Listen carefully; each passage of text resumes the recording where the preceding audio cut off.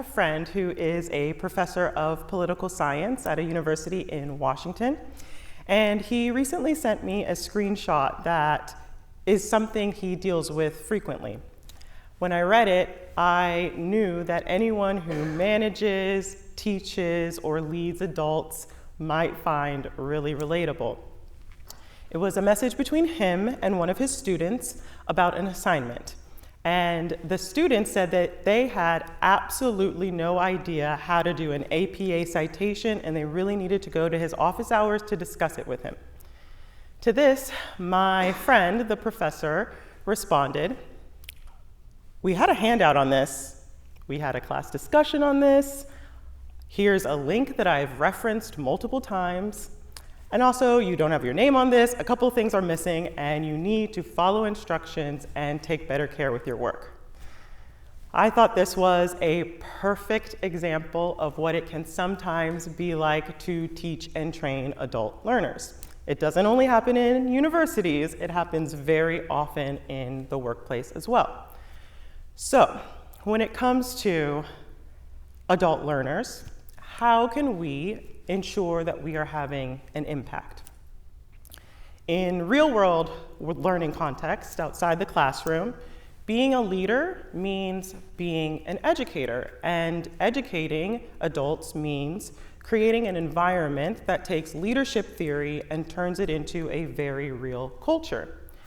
This creates a sort of living classroom, and there are two things needed for a living classroom: culture and care.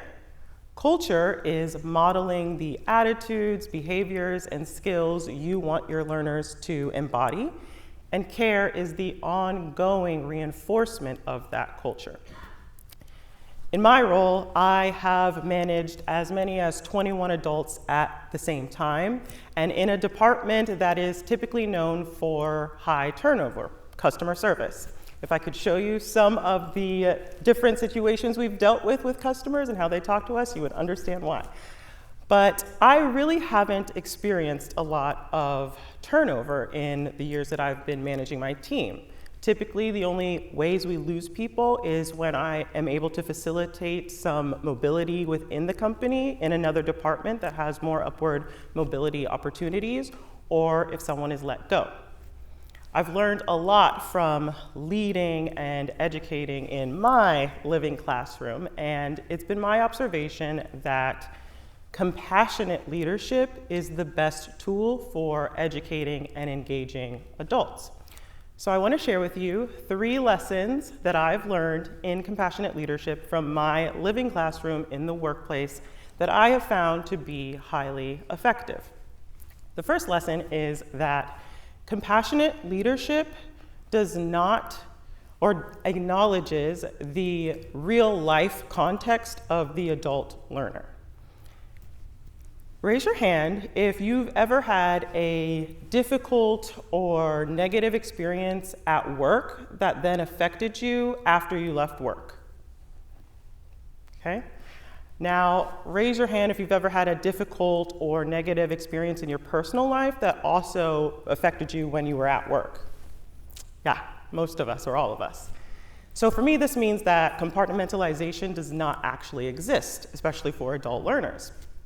I have one team member who one time came to me, thanked me, cried, and commented on how lucky she felt to be working for our company.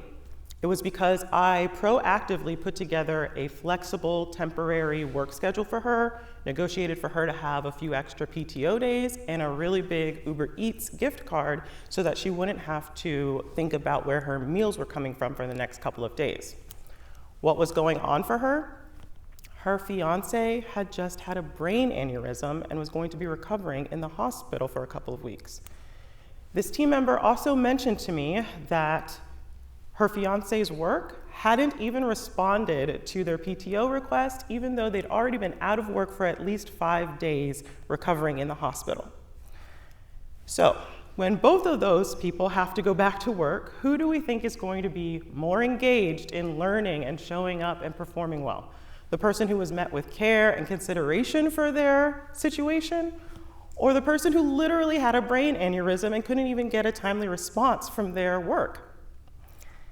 Another example of this is a different team member who I didn't know what was going on with him, but I noticed a steep decline in his output at one point, and it was pretty unacceptable, grounds to be fired. Instead, I had a frank conversation with him. I said, if there's something going on in your personal life, you don't have to tell me the details.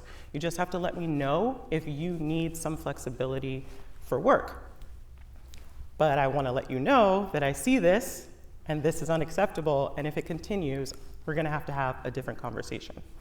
He told me there was something going on without telling me all of the details, but was so grateful for the opportunity to improve. That was a couple of years ago, and since then, I have never had the same problem with him. In fact, if there's ever a task that I need help with, he goes above and beyond every time. For me, this means when you're developing a learning environment with adult learners, it's best to meet them with curiosity instead of judgment, because there could be something going on in the background that you have no idea about. Compassionate leadership acknowledges the real life context of the adult learner and doesn't use it against them, but instead understands that adults have different needs at different times, and it's going to affect their level of engagement in their learning environment or workplace. Lesson number 2 is that compassionate leadership does not assume the prior education or knowledge of the adult learner, and it doesn't assume that what I, as the leader or educator, think is obvious or standard information is going to be obvious or standard for the learner. I have another team member called Carlos. That is not his real name. And I will never forget the day Carlos decided to join one of our team Zoom calls from the comfort of his bed, lying in the bed with his computer propped up and his dogs lying in the bed with him. I honestly, at the time, did not think I would have to teach an adult how to show up to a work meeting in an appropriate way. I thought this was obvious information, and I assumed that Carlos had the same idea as me, but I was wrong. And that was one of the situations that taught me that it's best not to make assumptions about what is obvious to an adult learner. Instead of assuming, we can make sure that we take responsibility for educating them on every single thing that we want from them and that's needed for them to have success in their role. This way we ensure there are no gaps in the learning and that they are also set up for success. The third lesson is that compassionate leadership models engagement. So a few years ago, I was on a flight with Southwest Airlines to Oregon, and on the way there, we experienced a major and very scary jolt of turbulence. And by the time that I had landed, I checked my email, and Southwest Airlines had already sent us all a voucher for about $100 off of our next flight with them to apologize for the turbulence. And I thought, wow, that is amazing customer service. I was not expecting that. And it made me want to engage more with Southwest Airlines because it felt like they really cared. So I always remember that, and I try to incorporate that sort of surprise and delight mentality with my adult learners. And I found that this not only increases engagement, but it keeps the team very happy, it keeps the team loyal, and it motivates them to want to keep showing up, to keep getting those positive feedback loops.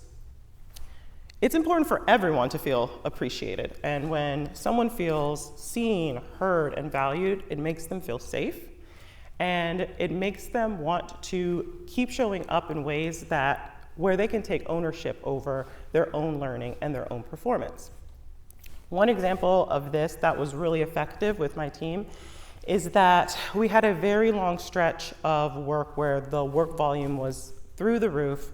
We are doing lots of overtime, lots of angry customers, and morale was just going down. And so I noticed that a few people on the team had started really complaining and becoming sort of negative Nancy's.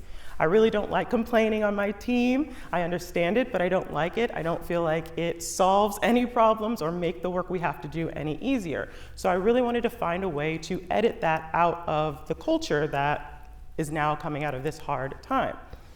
So I did an impromptu customer service appreciation week. All week, people got meals paid for lunch. They got a gratitude journal. We had team bingo with different prizes. And also every day I would send them an email about that day's surprise, and it would have a video that was something motivational or something inspirational. Everyone loved it, of course. And then afterwards, I thought I really need to reinforce this positive culture that I'm creating. And so I asked everyone, how did you feel about the motivational videos? And everyone seemed to really like it. So I started something that I just call a weekly 1-1-1. And that's every week they get one inspirational video. We have one challenge or focus based on that video. And then we have one day where we share our wins. And I noticed something really cool happen. It's optional to participate in this, and so not everybody participates, but the large majority of the team participates. And those people that would have been more prone to complaining have stopped complaining because it's at such a contrast with the rest of the team and what we're doing. It's very simple, but I wish I had found out about this and done it and implemented it a lot sooner. So when it comes to adult learners, I really believe that compassionate leadership is the best tool for engagement and performance.